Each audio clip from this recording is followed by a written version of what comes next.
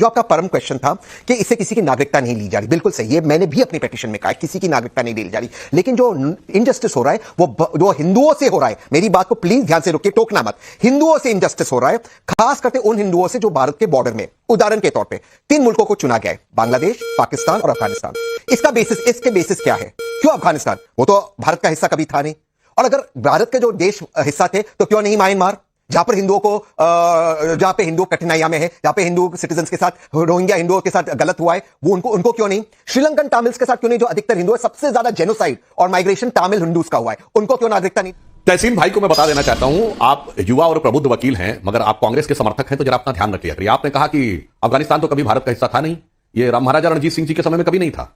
ये बताइए, जब नेताजी सुभाष चंद्र बोस कलकत्ता से अंग्रेजों की को चकमा देकर निकले थे, तो काबुल में एक मल्होत्रा जी थे जिन्होंने उनको जिनके घर में लंबे समय तक रहे थे। क्या बोलने लगते हैं? 1950-60 के दशक तक काबुल में 1/3 आबादी हिंदू और सिखों की थी। चलिए, तालिबान के आने के बाद जो सिखों के साथ हुआ, वो सिख कहां जाते?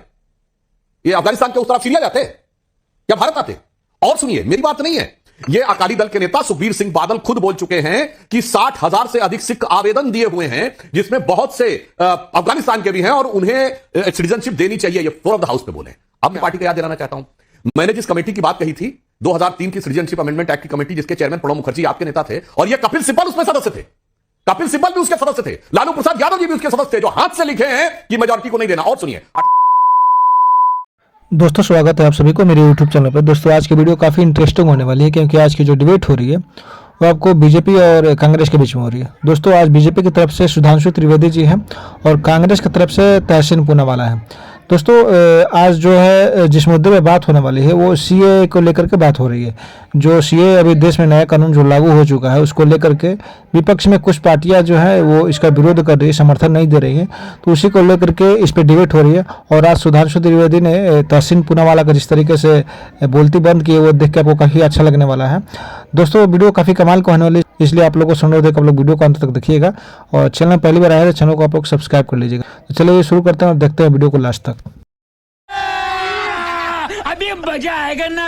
अब तो ये किसी को भी नागरिकता देने का कानून है, और ये फॉर्म भी आ गया है। जो भी प्रताड़ित है वो आए, फॉर्म भरे और उनको मिलेगा। और जो लोग भारत के भीतर आ चुके हैं 2014 31 दिसंबर तक, उनको मिलने वाली है नागरिकता। किसी की तो छीनी नहीं जानी है नागरिकता। अब किस बात का डर, अब किस बात के सवाल, और अब हेडलाइन मैनेजमेंट के अलावा आपके पास और कोई भी क्रिटिसिज्म है? क्योंकि अगर आप हेडलाइन मैनेजमेंट कह रहे हैं तो 9 फरवरी को गृह मंत्री अमित शाह ने मुझे इंटरव्यू में जो कहा था वो भी आप सुन चुके हैं। अब बताइए कि दिक्कत किस बात की है?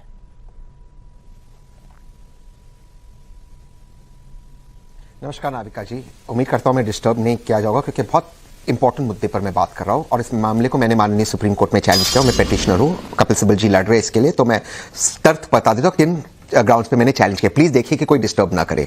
सबसे पहली बात नाविका जी, आपने बिल्कुल सही कहा, 31 दिसंबर 2014 के पहले जो आ चुके भारत में उनको ये नागरिकता मिलेगी, बिल्कुल सही बात है, इसको मैंने चैलेंज किया है। 31 दिसंबर 2014 एक वेग डेट है। क्यों 31 दिसंबर 2014? क्यों नहीं 1 जनवरी 2015? क्यों नहीं 15 नवंबर 2016? ये एक वेग डेट है। वेग डेट्स कानून में नहीं आ सकते, इसका कोई साइंटिफिक या लीगल बेसिस नहीं है।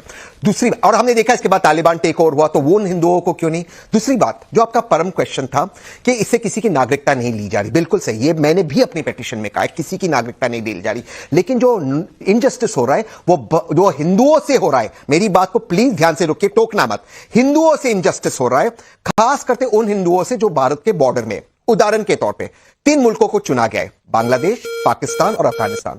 इसके बेसिस क्या है? क्यों अफगानिस्तान? वो तो भारत का हिस्सा कभी था नहीं, और अगर भारत के जो देश हिस्सा थे तो क्यों नहीं म्यांमार, जहां पर हिंदुओं को जहां पे हिंदू कठिनाइयां में है, जहां पे हिंदू सिटीजन्स के साथ, रोहिंग्या हिंदुओं के साथ गलत हुआ है, वो उनको क्यों नहीं? श्रीलंकन तमिल्स के साथ क्यों नहीं, जो अधिकतर हिंदू है, सबसे ज्यादा जेनोसाइड और माइग्रेशन तमिल हिंदूज का हुआ है, उनको क्यों नागरिकता नहीं दी जा रही? तीसरी बात, आर्टिकल 7 और आर्टिकल 8 भारत के संविधान का ऑलरेडी अधिकार देते हैं। खास करके आर्टिकल 7 भारत के संविधान का, जो आप कह रहे थे नेहरू जी की इच्छा थी कि पाकिस्तान के किसी भी नागरिक को हम सिटीजनशिप दे सकते, खास करके हिंदुओं को, तो फिर उसका उपयोग क्यों नहीं किया? इसके लिए नया कानून क्यों लाया गया? इन सवालों का जवाब सरकार नहीं देती, सिर्फ हेडलाइंस मैनेजमेंट करती। एक लास्ट चीज से मैं अपनी बात समाप्त करता हूं। माननीय अमित शाह जी ने आपको इंटरव्यू में कहा ये नेहरू जी का स्वप्न था, बिल्कुल सही, इसीलिए नेहरू लियाकत पैक्ट हुआ था नाविका जी। इस पैक्ट के खिलाफ गोलवलकर जी ने रिजाइन किया था। आप मुझे फैक्ट चेक कर दीजिएगा इस पैक्ट के खिलाफ। तो अमित शाह जी ये कह रहे हैं कि नेहरू जी के रास्ते पे चल रहे और गोलवलकर जी के रास्ते पे नहीं चल रहे। मैं बस ये मेरे पॉइंट से आगे के पॉइंट्स में आगे के भाग में बोलूंगा। थैंक यू नाविका जी। तहसीन पूनावाला जी को बिल्कुल सीए से कोई दिक्कत नहीं है, बल्कि वो चाहते हैं कि और भी देशों को इसमें शामिल किया जाए। सुधांशु त्रिवेदी जी जवाब। बिल्कुल है। हाँ, तहसीन भाई को मैं बता देना चाहता हूं, आप युवा और प्रबुद्ध वकील हैं, मगर आप कांग्रेस के समर्थक हैं, तो जरा अपना ध्यान रख लिया करिए। आपने कहा कि अफगानिस्तान तो कभी भारत का हिस्सा था नहीं, ये राम महाराजा रणजीत सिंह जी के समय में कभी नहीं था। ये बताइए, जब नेताजी सुभाष चंद्र बोस कलकत्ता से अंग्रेजों की को चकमा देकर निकले थे, तो काबुल में एक मेहरोत्रा जी थे जिन्होंने उनको जिनके घर में वो लंबे समय तक रहे थे। क्या बोलने लगते हैं? 1950-60 के दशक तक काबुल में 1/3 आबादी हिंदू और सिखों की थी। चलिए, तालिबान के आने के बाद जो सिखों के साथ हुआ, वो सिख कहां जाते? ये अफगानिस्तान के उस तरफ सीरिया जाते या भारत आते? और सुनिए, मेरी बात नहीं है, ये अकाली दल के नेता सुखबीर सिंह बादल खुद बोल चुके हैं कि 60,000 से अधिक सिख आवेदन दिए हुए हैं, जिसमें बहुत से अफगानिस्तान के भी हैं और उन्हें सिटीजनशिप देनी चाहिए। ये फ्लोर ऑफ द हाउस पे बोले। अब मैं आपकी पार्टी का याद दिलाना चाहता हूं, मैंने जिस कमेटी की बात कही थी, 2003 की सिटीजनशिप अमेंडमेंट एक्ट की कमेटी, जिसके चेयरमैन प्रणब मुखर्जी आपके नेता थे, और ये कपिल सिब्बल उसमें सदस्य थे। कपिल सिब्बल भी उसके सदस्य थे, लालू प्रसाद यादव जी भी उसके सदस्य थे, जो हाथ से लिखे हैं कि मेजॉरिटी को नहीं देना। और सुनिए, 18 दिसंबर 2003 डॉक्टर मनमोहन सिंह ने नेता प्रतिपक्ष के रूप में तत्कालीन गृह मंत्री आडवाणी जी से कहा है कि बांग्लादेश में हिंदू और बौद्ध उन्हें देना चाहिए। अब आइए, तरुण गोगोई जी की सरकार का रेजोल्यूशन है जुलाई 2014, हिंदू सिख और बौद्ध उनको देना चाहिए। कांग्रेस पार्टी का रेजोल्यूशन है 2015, असम कांग्रेस कमेटी का रेजोल्यूशन मई 2015, वो जाके पढ़ लीजिए, रिलीजियस माइनॉरिटी को देना है। मेरे भाई, आज जो मैं बताना चाहता हूं, समस्या जानते क्या गई नाविका जी? जो नेताओं के बारे में ये इमेज बन गई है ना कि इनकी बात पे भरोसा नहीं किया जा सकता, वो इसीलिए बनी है क्योंकि कहा जाता कहते कुछ है और करते कुछ है। उससे ज्यादा कहने से ज्यादा महत्व होता लिखने का, लिखने से ज्यादा महत्व होता रिजोल्यूशन का, रिजोल्यूशन से ज्यादा होता संसदीय समितियों में लिखने का। साहब, सब कुछ कहते हुए, और जो डेट पे आपने आपत्ति की, तो मैं पूछना चाहता हूं, राजीव गांधी के समय में असम अकॉर्ड हुआ था, ये 1971 की डेट किस आधार पर तय की? 71 के बाद वाले जो आए उनके लिए कुछ नहीं होना चाहिए। मानिए, ये सब होता है कि मैं बोलता हूं, उसका के अंदर कोई गलती निकालना, इसलिए मैंने विनम्रता से उसका जवाब आप अपनी पार्टी कह दीजिए मेरे सारे रेजोल्यूशन गलत है। और सुनिए, कांग्रेस पार्टी का 1949 नवंबर का रेजोल्यूशन है कि हमको सबको देना है, हिंदू सिखों को जो आएंगे, और भविष्य में भी देते रहना है। ये 26 सितंबर 1947 को महात्मा गांधी ने भी कहा है हमारा कर्तव्य और हमेशा से आते रहना। अब कह दीजिए गांधी गलत थे, नेहरू गलत थे, मनमोहन सिंह गलत थे, कपिल सिब्बल गलत थे, तरुण गोगोई गलत थी, असम की सरकार गलत थी, क्योंकि मुझे इस समय वोट पाने के लिए चंद कट्टरपंथियों का साथ लेना है, तो हम अपने सारे पुराने लोगों की इज्जत उतारने में मुझे कोई गुरेज नहीं। सवाल का जवाब तहसीन पूनावाला जी आप जरूर दीजिएगा, लेकिन हमारे साथ दानिश कुरैशी जी, प्लीज मैं रिक्वेस्ट कर दूं, thank you, please. Okay, 30 second जवाब देने दीजिए तो दर्शकों को अच्छा लगे, फिर आप दानिश भाई के, अगर आप मेरे से आपसे 30 सेकंड बोलिए तहसीन जी। 45 सेकंड्स मैम। बिल्कुल सही सुधांशु जी ने कहा। आशा 45, प्लीज मैम, आपका फेवरेट हो, मैं रुक गया आज बॉम्बे में आपके लिए, मुंबई में। प्लीज मैम, आसाम अकॉर्ड की बात की, बिल्कुल सही, 1971 उसका एक हिस्टोरिकल कॉन्टेक्स्ट था। इंडिया पाकिस्तान वॉर, तब हमने पाकिस्तान के 2 टुकड़े थे, एक हिस्टोरिकल कॉन्टेक्स्ट था। थैंक यू, आपने मेरी बात को सही बताया। दूसरे, आपने जितने भी अकॉर्ड्स की बात की और आपने डेट्स की बात की और आपने बताया कि कांग्रेस के रेजोल्यूशन से, बिल्कुल सही, वही तो नेहरू लियाकत पैक्ट था जिसके खिलाफ गोलवलकर साहब ने रिजाइन किया। थैंक यू, आपने मेरी दूसरी बात को सच बताई। तीसरी बात, कांग्रेस का रेजोल्यूशन कहता है सभी माइनॉरिटीज, हिंदू और बौद्ध, सारे भारत के बॉर्डर्स पे जिनके साथ अन्याय हुआ है, example Sri Lanka, example Myanmar, example Maldive, example Mauritius, ये हमारे मैरिटाइम बॉर्डर्स है, एग्जाम्पल नेपाल जो बौद्ध हिंदू सिटीजन है, मेहदीज, आपने उनको इंक्लूड नहीं किया। मैं आपसे दोबारा से सवाल पूछता हूं, जो तमिल हिंदू, नहीं साहब, नहीं लिखा है, क्लियर कट लिखा है, केवल माइनॉरिटी को देना है। ऐसी जी झूठ मत बोलिए, आप उसका जवाब नहीं दे रहे। मैंने कमेटी का पॉइंट नंबर 9 कोट किया, उसमें लिखा है कि इन देशों की मेजॉरिटी को नहीं देना है।